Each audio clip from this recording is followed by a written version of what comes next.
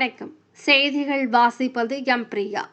இரவு நேரத்தில் களத்தில் இறங்கி குடிநீர் பணிகளை பார்வையிட்ட மேயர் ஜெகன். தூத்துக்குடி மாநகர் பகுதியில் உள்ள 60 வார்டுகளிலும் கோடை காலத்தில் கூட தங்கு தடையின்றி குடிநீர் விநியோகம் செய்ய வேண்டும் என்ற எண்ணத்தில் கடந்த 4 வருட காலமாக பணிகளை மேற்கொண்டு வருகிறார்.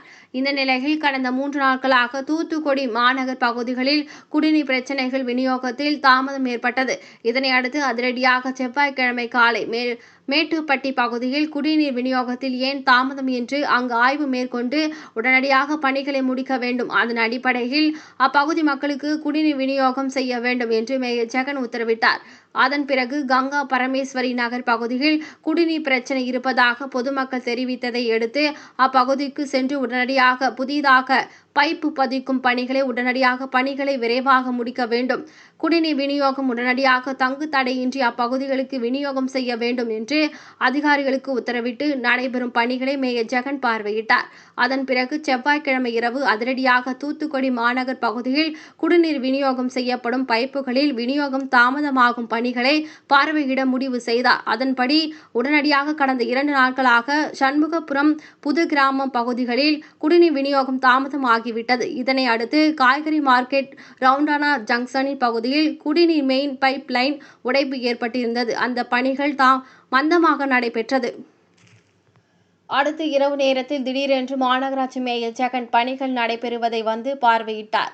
உடனடியாக மெயின் பைப் லைன் இரவோடு இரவாக சரி செய்ய வேண்டும். சரி செய்துவிட்டு உடனடியாக எனக்கு தகவல் எவ்வளவு நேரம் ஆனாலும் தெரிவிக்க வேண்டும். அதன் அடிப்படையில் குடிநீர் விநியோகமும் செய்வதற்கான நடவடிக்கைகளை மேற்கொள்ளப்படும் என்று மேயர் ஜெகன் தெரிவித்தார். அப்போது அங்கு இருந்த மாநகராட்சி அதிகாரிகள் மற்றும் பணியாளர்களிடம் இதுபோல முக்கியமான குடிநீர் பைப் லைன்கள் பாதிப்பு ஏற்பட்டால் உடனடியாக இரவு நேரம் ஆனாலும் உடனடியாக தயவு செய்து பணிகளை முடிக்க வேண்டும். குடிநீர் விநியோகம் செய்வதில் எந்தவிதமான தாமதம் இருக்கக்கூடாது. பொதுமக்களுக்கு குடிநீர் தொடர்ந்து தங்கு தடையின்றி வழங்க வேண்டும் என்று அதிகாரிகளுக்கு உத்தரவிட்டார்.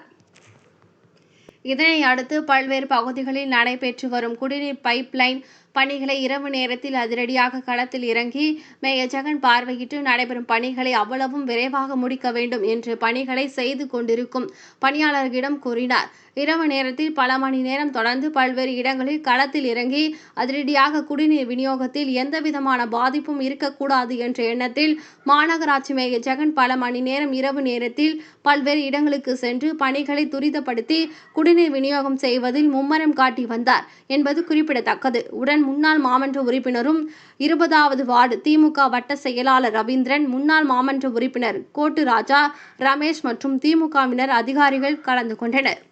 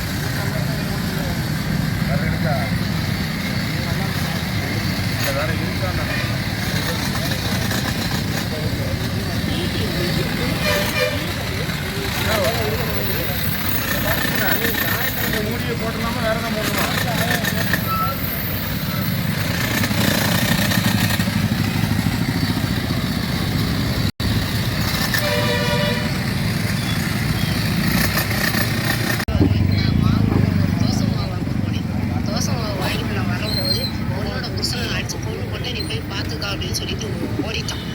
என்னை விட்டுருங்க என்கிட்ட சொல்லிட்டு அந்த போயிட்டான்.